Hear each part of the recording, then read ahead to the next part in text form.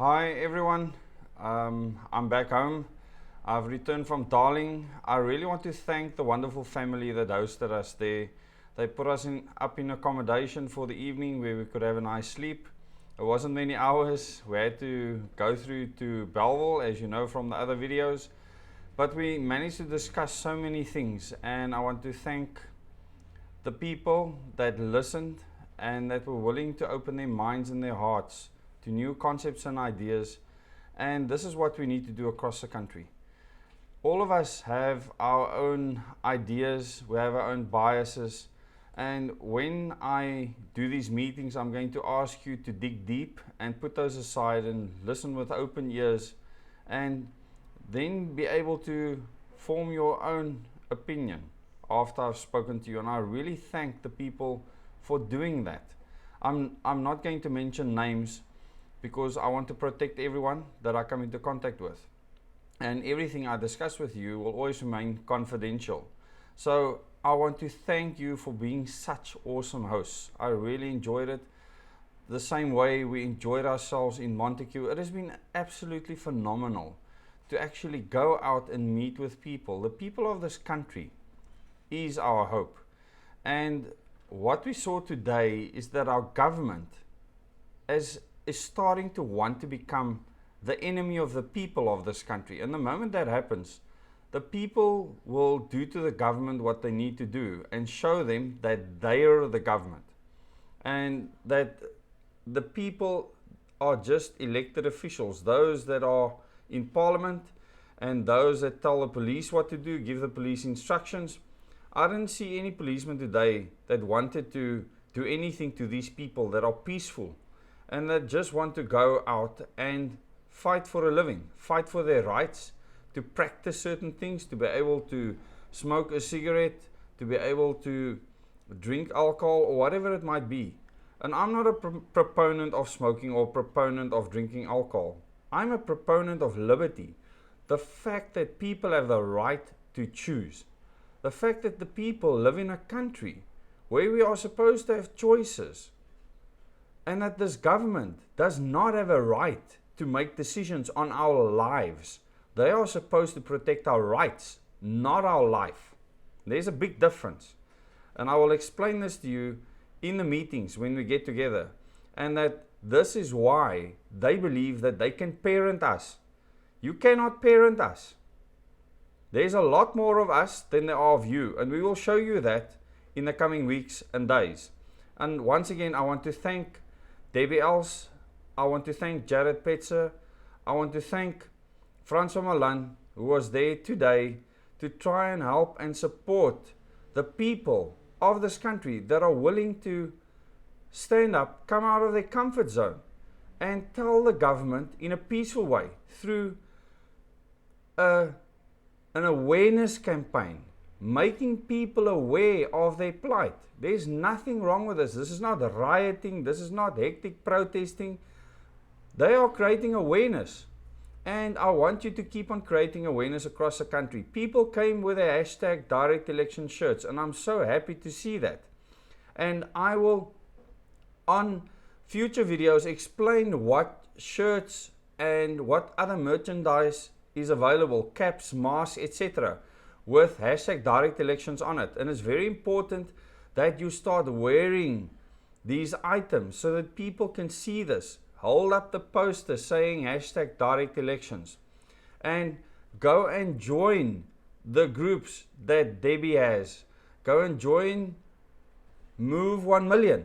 Move 1 Million is the Facebook group where we're going to try and get 1 million people together that we can use for any eventuality to change this governance system and to make sure that we can elect our leaders directly. So please go and support Move 1 Million. Go and join hashtag direct elections.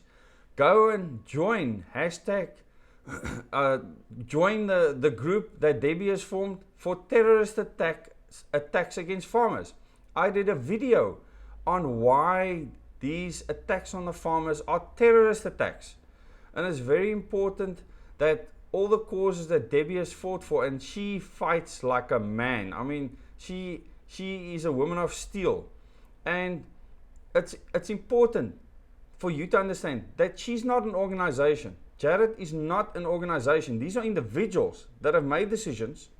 Francois Milan is not an organization. These individuals have made decisions to fight for this country. And I will add to that list of people as people join us and we see where their hearts are, what they actually want to do, what they want to achieve for this country. There's a big difference between the people that yap and the people that actually do something on the ground. And it's very important that we do now, and we need all the citizens of the country to stand up to say that we're the government and we want to elect our leaders directly. This is what we need now. I'm going to have a nice restful weekend. My throat has taken a beating. I've been speaking for many hours. I came through from Darling to the start of the action against government for our rights that have been taken away to make a living. And then I went back again. I couldn't go all the way through to Parliament, and that's a real pity. Hopefully in future I will be able to do that. I'm on the road continuously at the moment. I'm in meetings continuously. I still have to produce the YouTube videos and give more information to the subscribers on this channel.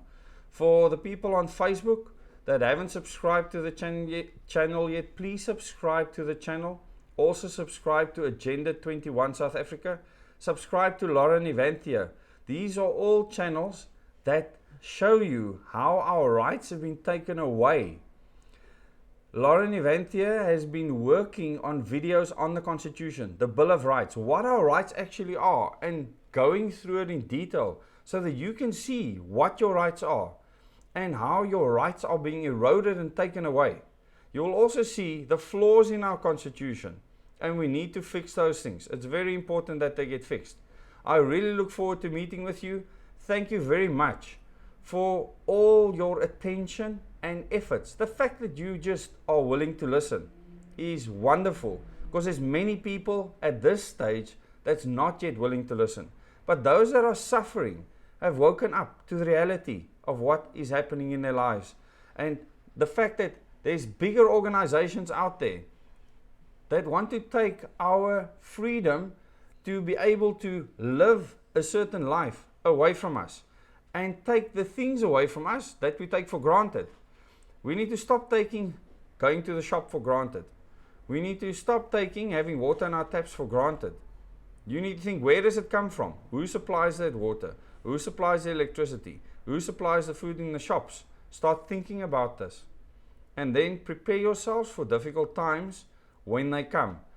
If we were prepared, if we had 3 months food stored for this period, we would have been fine. Many people would have been able to weather the storm. So I always ask people, get 3 months food storage together for any eventuality in future. It's just a good practice, a general practice. Everyone in every household should strive to do that. Also, you should be prepared to not rely on government to help you. At the moment, we need help because we're not allowed to work. So what help do we get? Not from government. They're not helping you. They're sending out the South African Police Service as a police force to actually badger you, spray you with water cannons, and spray and shoot rubber bullets and gas canisters at you. This is what they're doing. This is what our government's doing to us. And they're going to be doing a lot worse in future. I'm trying to get to the bottom of who gave that instruction. I want to know who gave police the instruction to do what they did. It is unacceptable. I thank you very much. Please subscribe, click the bell icon to get notifications.